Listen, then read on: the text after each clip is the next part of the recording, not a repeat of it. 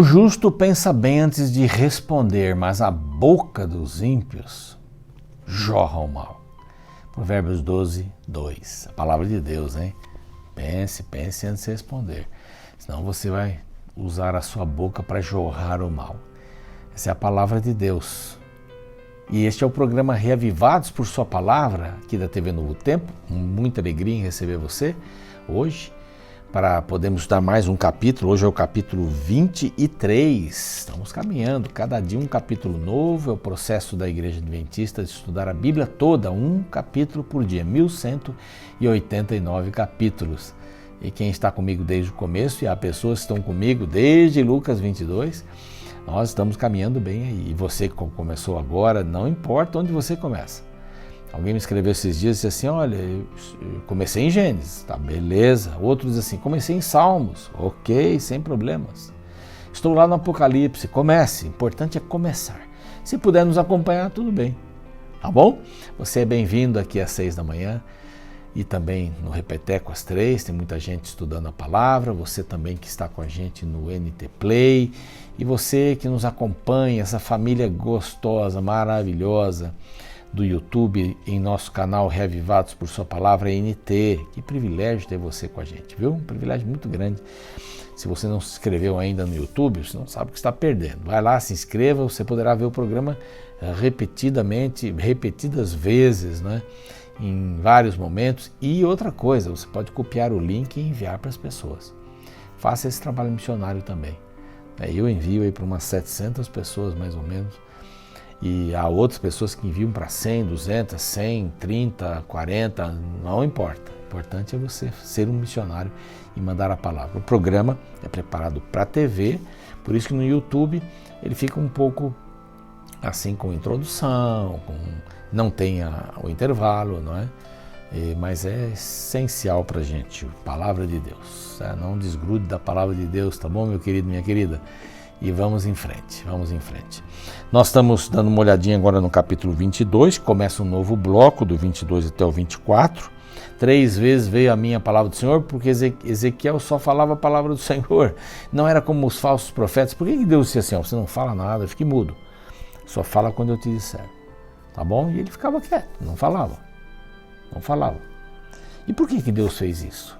Porque os profetas falsos falavam toda hora. E ele disse assim, não, fale só quando eu disser alguma coisa. Então você vai dizer, veio a minha palavra do Senhor. Isso aqui tem várias vezes aqui. Esse capítulo, esse bloco, não é? Veja a cidade ímpia do 21 ao 24, tem aqui no 22, do 1 ao 31, todos os versos, o título, O Fim da Cidade.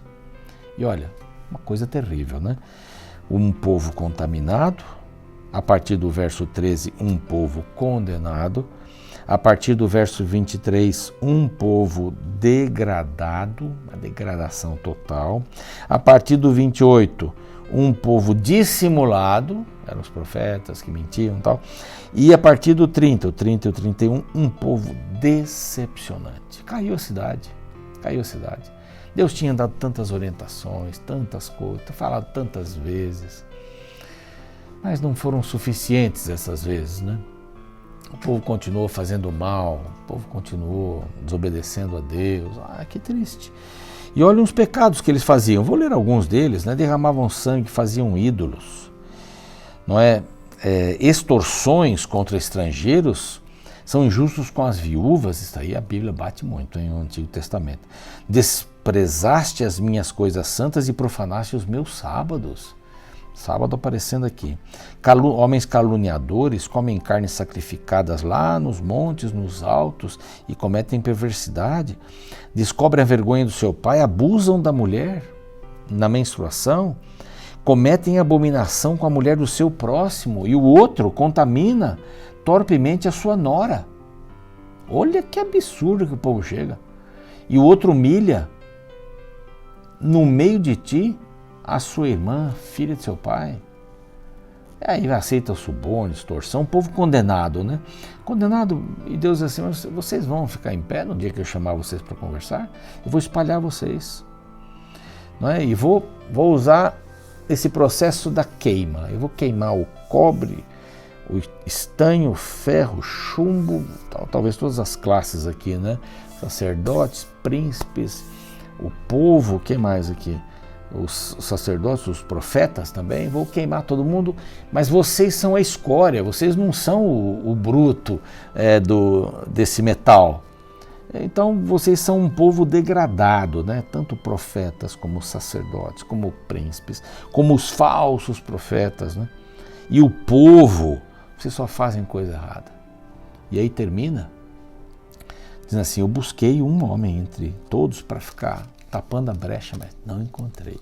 Um povo decepcionante, decepcionante. E a gente fica aqui e vamos para o intervalo para voltar com o capítulo 23.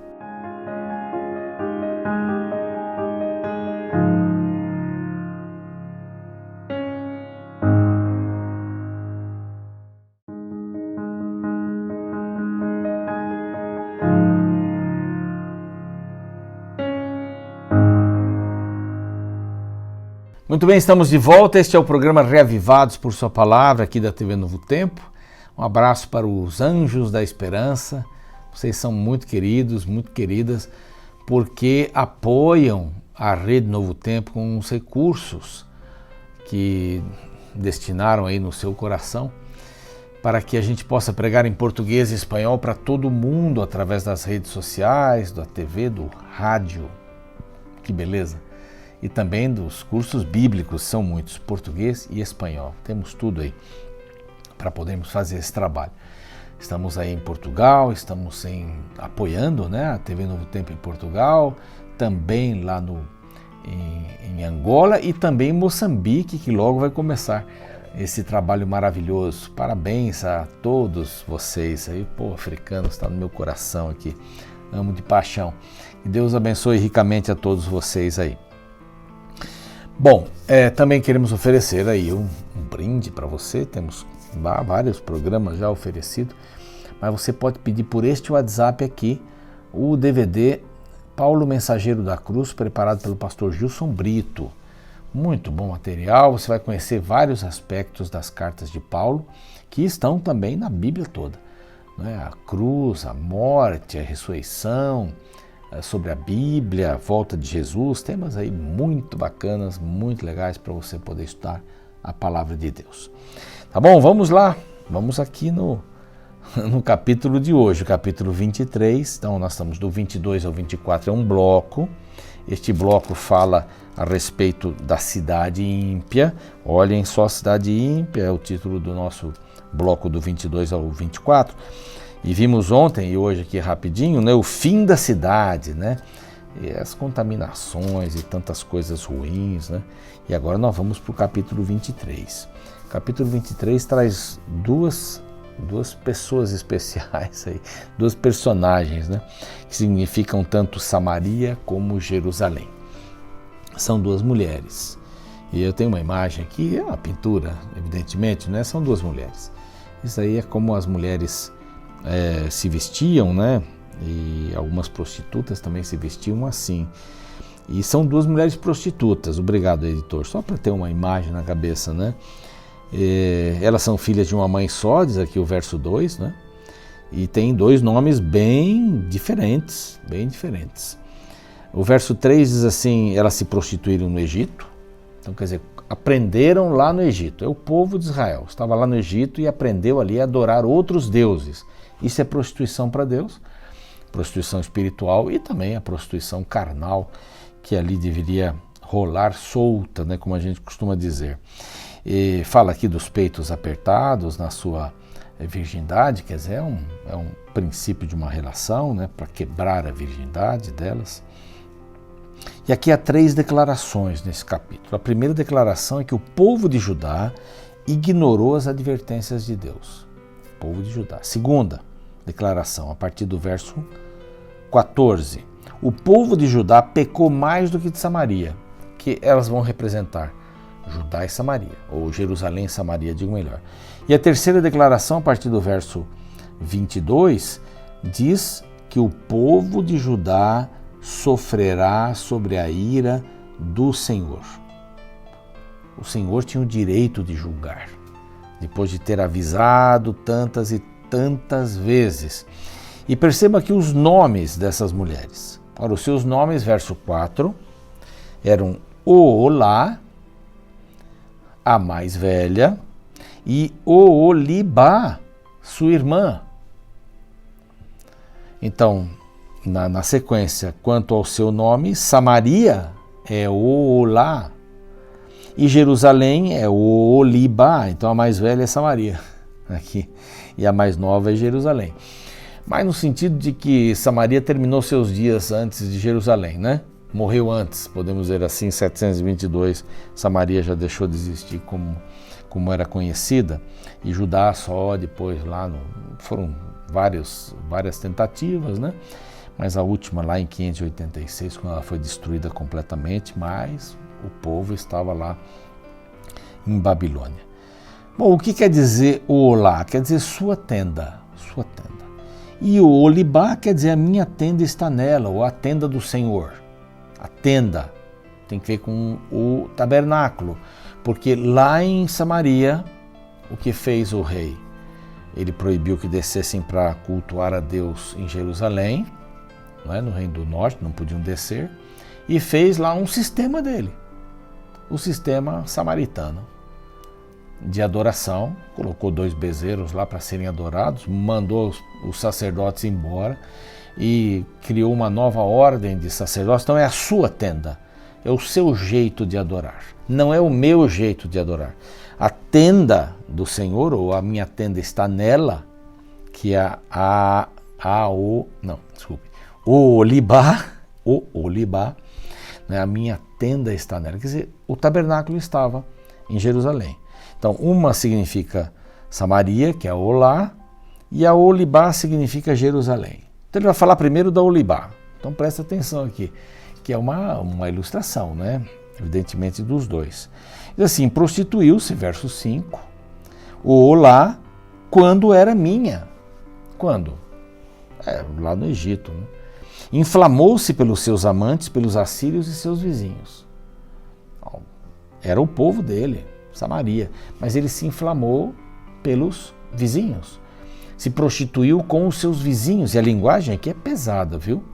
A linguagem é pesada, é da relação de uma prostituta com alguém de um prostituto, podemos dizer assim. Então os assírios, eles vestiam azul, governadores, sátrapas, todos os jovens a cobiçar, cavaleiros montados a cavalo, aquela coisa toda. A Síria, e a Síria com todo esse poder levou dos seus ídolos e eles se contaminaram. Eles buscaram os ídolos da Síria e as suas impudícias que trouxe do Egito, quer dizer, lá no Egito já começaram a adorar. Então o povo de Israel, depois que saiu do Egito, havia um grupo que nunca deixou de adorar outros deuses. E volta e meia tinha lá a destruição dos deuses que eles traziam e tudo mais. Então não os deixou, quer dizer, do Egito, não deixou as impudícias, quer dizer, aquilo que se deixa de sujeira numa relação íntima, não deixou, estava lá, estava clara. Com eles deitaram na sua mocidade, né, apalparam os seios na sua virgindade lá no Egito, né, e derramaram sobre elas as suas impudícias, quer dizer, o sêmen, etc. Por isso a entregarei nas mãos dos seus amantes, nas mãos dos filhos da Síria, pelos quais se inflamara.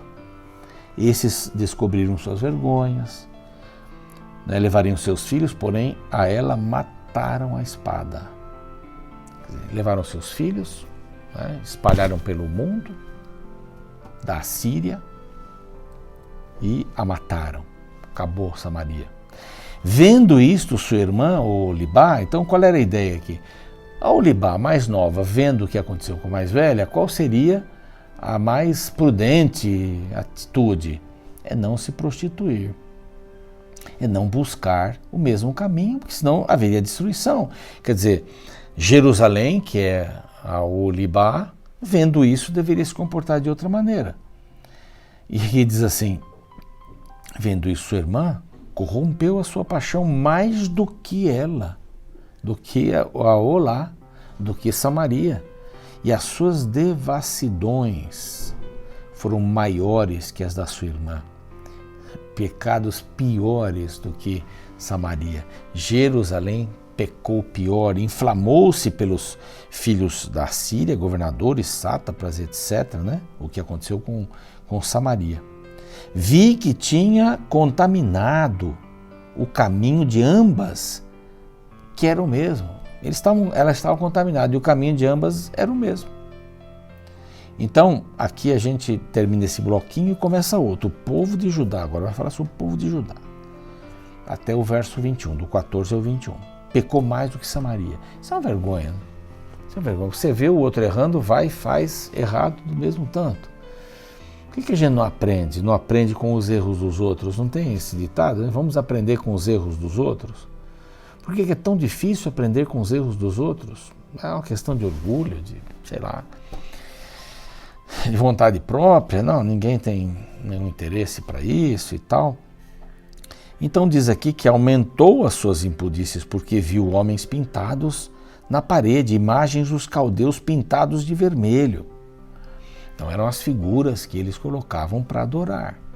Você se lembra que quando ele abriu a porta, ele viu homens, sacerdotes, pintando, e aliás, adorando as pinturas da parede? Era isso. Dentro do templo? Estavam adorando outros deuses dentro do templo. Você não acha isso degradação total? Então, o povo de Judá pecou mais ainda. Eles pecaram dentro do templo. E que fala de semelhante aos filhos da Babilônia, na Caldeia, em terra do seu nascimento, quer dizer, de alguma forma, eles nasceram nessa região da Caldeia. Vendo, inflamou-se por eles e lhes mandou mensageiros à Caldeia.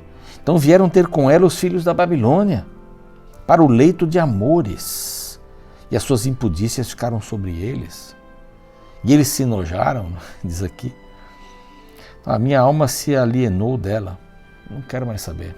Não quero mais saber dela. Inflamou-se pelos seus amantes, cujos membros, aqui tem uma expressão bem pesadona, né?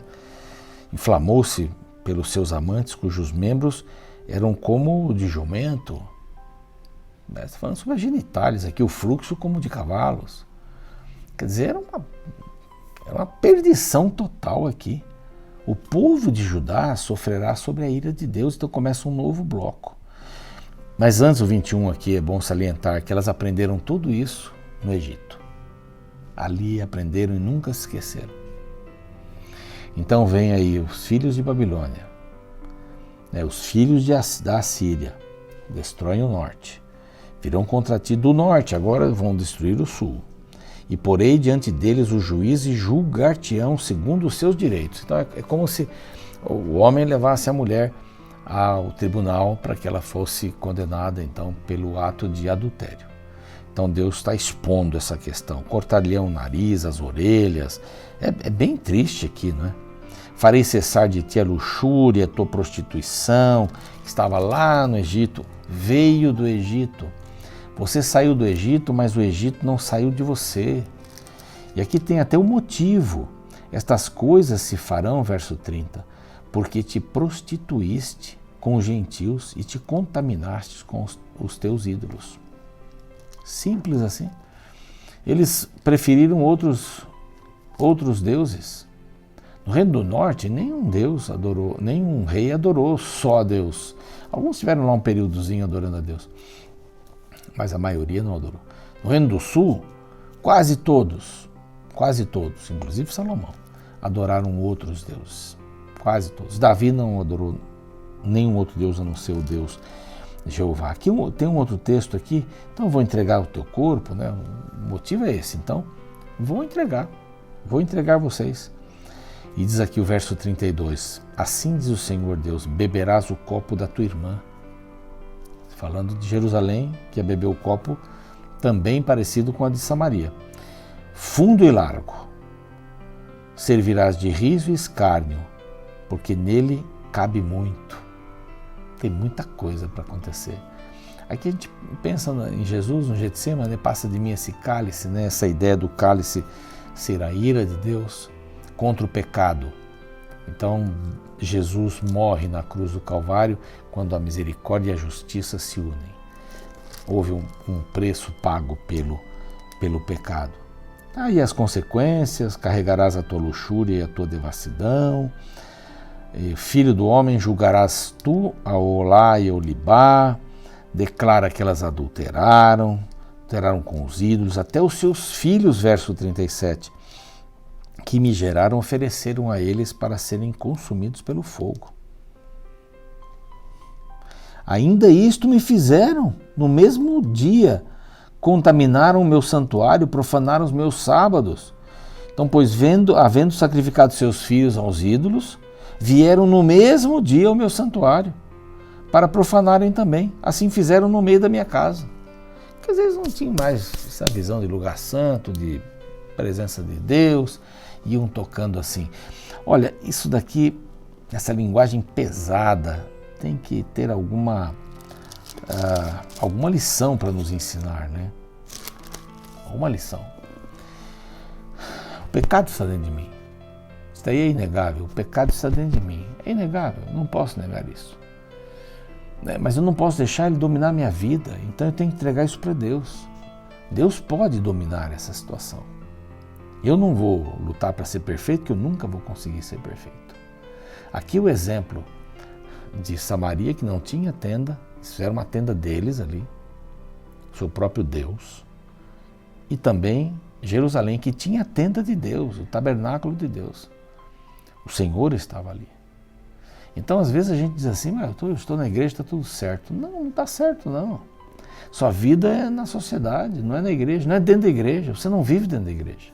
Você vai na igreja para celebrar o que você viveu durante a semana. E durante a semana a gente está aí exposto.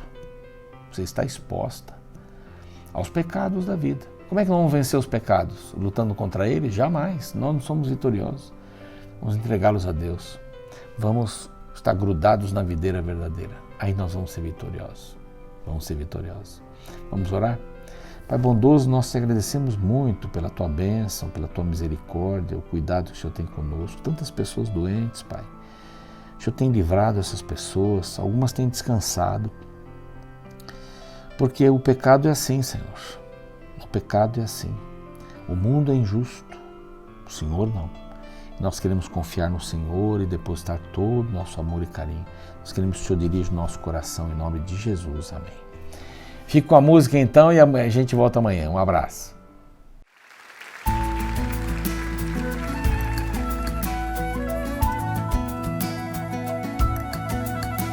Viver pra Deus e por Deus é o nosso desafio. Confiar em Sua palavra nos dias atuais. Olhar pro céu quando tudo parece desabar. Cantar na escuridão quando se quer chorar. O Pai nos convida a crer e nunca duvidar. Há certos detalhes que só a fé pode revelar. Confie nos mandamentos desse eterno Deus. Bem-aventurado que crê, mesmo sem ver. É o sangue na porta, nos umbrais e na vida. É a marca de Deus na alma que sara a ferida. A chaga mortal do pecado, o ódio que mora ao lado, o triste retrato de um mundo que deu as costas pra Deus. É o sangue na porta, nos umbrais e na vida. É o teste final de que houve fé sem medida.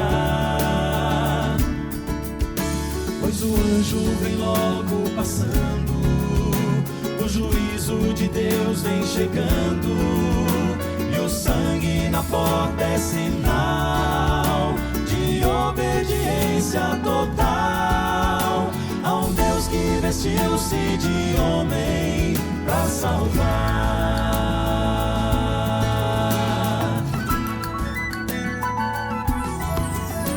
A noite já se aproxima, temos que vigiar. É hora de decidir, só nele confiar. Vencer o mal que oprime, em nome de Jesus.